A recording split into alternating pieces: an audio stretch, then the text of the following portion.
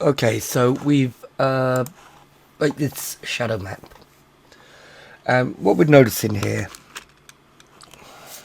wrong keys, is it's not filling up the whole texture space. Okay, so I mean this is a complete waste, so we may as well make use of it. So how can we do that? Let me start recording these. Alright, if we go into UV editing, you can see it's not filling up the whole texture space. And unfortunately there is a bug in Blender 2.8 which doesn't allow you to pack islands to kind of stretch it out that way. So we're going to have to do it manually.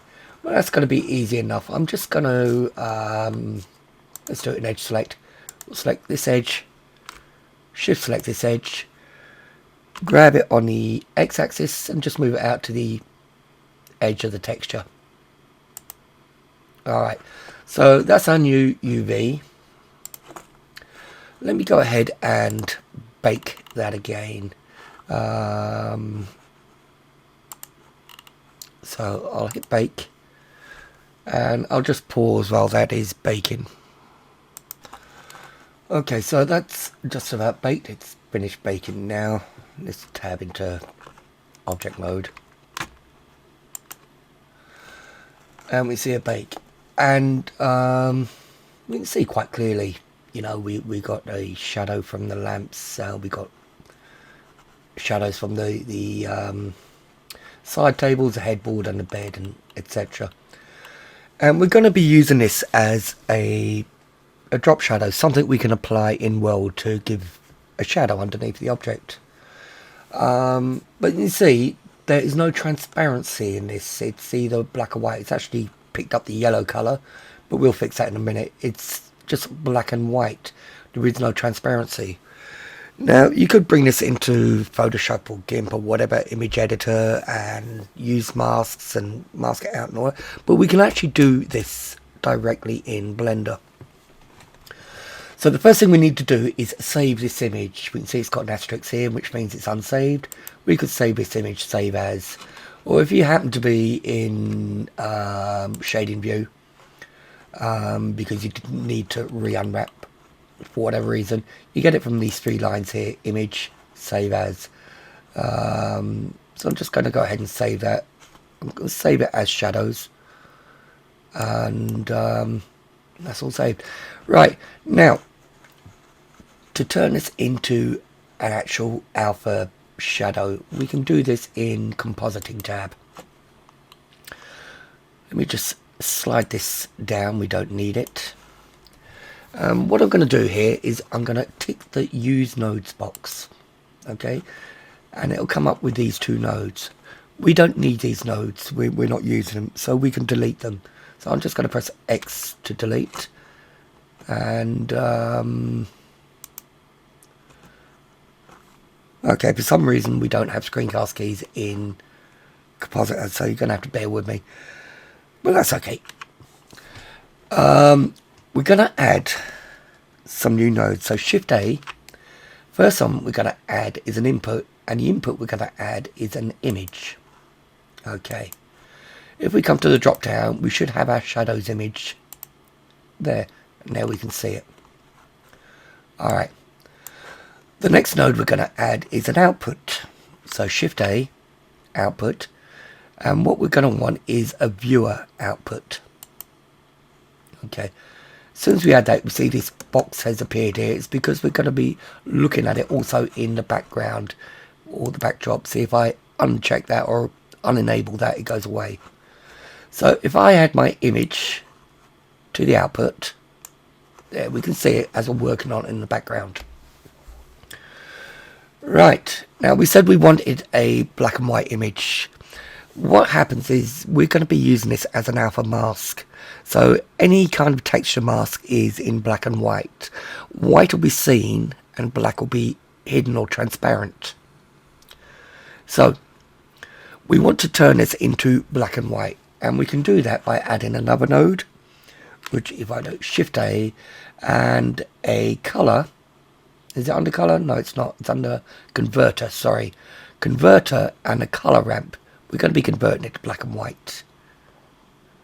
Okay, and let's just drop that in there, and you see it's gone black and white. It's perfect for what we need. So what this color ramp does, it's got two inputs here. We can add more, but we're just working with the two, the black and white. So we got black and we got white. We can see that. If we want to make some of these mid greys darker, we can increase the blacks, and you see how that's darkening up. We can also do the same with the whites. If we want some of these lighter greys to become more white, we can move this white across, and we can adjust that way. Okay, I'm not going to go too mad on this. Probably somewhere, I don't want big heavy shadows like that, so probably somewhere just off there, or if at all, actually yeah, just a little off there. Alright, so I said black is invisible and white is seen. Okay, but this is inverted. We want the black to be seen and the white invisible. So we need to add another node. So we shift A, and the node we're going to add will be under color this time. And what we want to do is we want to invert this color. We want to make the blacks whites and the whites black. So we'll drop in and invert a node. Alright, so we can see we're getting some kind of dark greys around there and the whites. But what we actually want to do is change this from the image input to the alpha input. Now you can see we got black shadows and transparent underneath. Okay, I'm looking a little bit kind of grey over here. I wonder if I bring my whites up, we're losing those grey edges at the edge of the texture and bring it in towards the shadow. So we're not going to have hard lines and textures going over. It all just blends nicely. Alright, now supposing I wanted to make this a little more blurrier, like a shadow.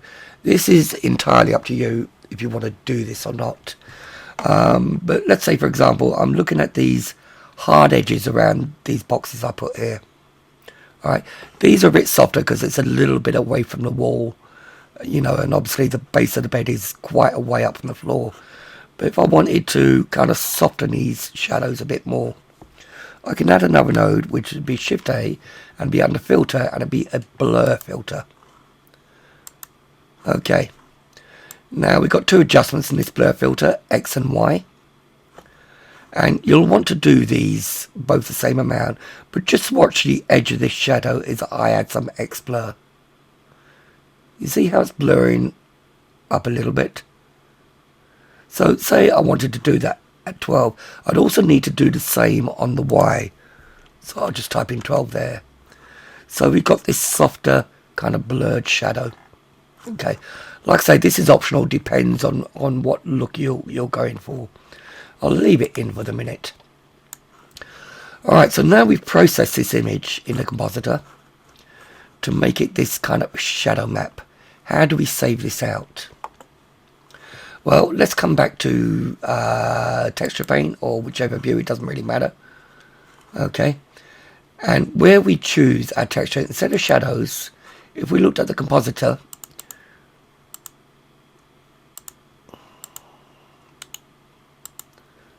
we got a viewer node here. Okay, so let's come back to Texture Paint. If we bring the drop down to the viewer node, we'll see we've got this black and white shadow, well, not black and white, just this shadow map. And we could go ahead, image, we could save this image, save as, I'm going to call it alpha shadows just so I can distinguish. And that's on my desktop, and I want to save it with alpha, obviously, and save as image. Okay, so we save that viewer node as an image. Now to see how it's going to look. Okay, we can see we kind of got this yellow here from the original shadows. So let's go to the shading tab. And let's go to a look depth view so we can kind of see what's going on. Right, this principal shader, I'm actually going to get rid of it. It's over complex for what we need. So I've got my material output, and I've got an image here, which I hasn't got my shadows that I saved, my viewer node that I saved. The view node's there, but not the one I saved. So I'm going to open up, and let's find the Alpha Shadows image. Bed shadows. Where is it? There it is. Alright. Now to display any image we need a diffuse node. So Shift A diffuse shader, add a shader and a diffuse. So if I put the colour into there, and the surface to material output,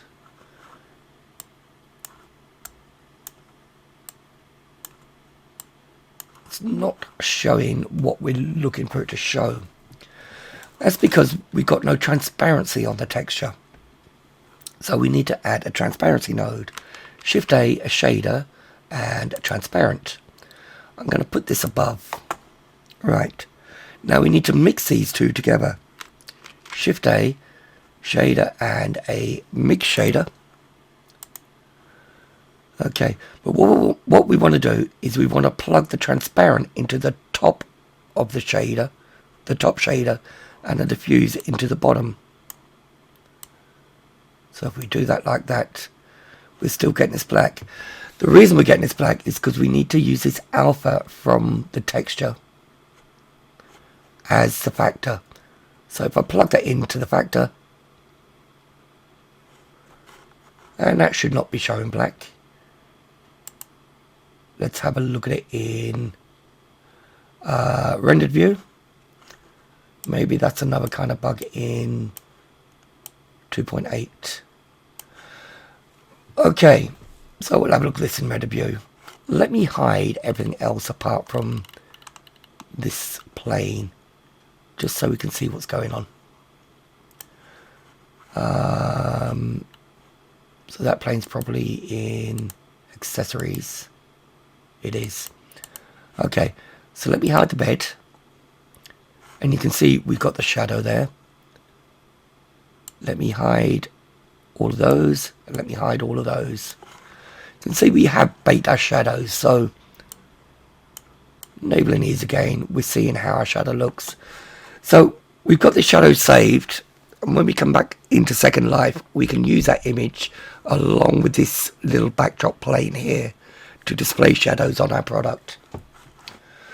Alright, so let's go back to layout here. As I said, I'm not going to texture all this because we've done texturing before several times, but that is going to be your homework.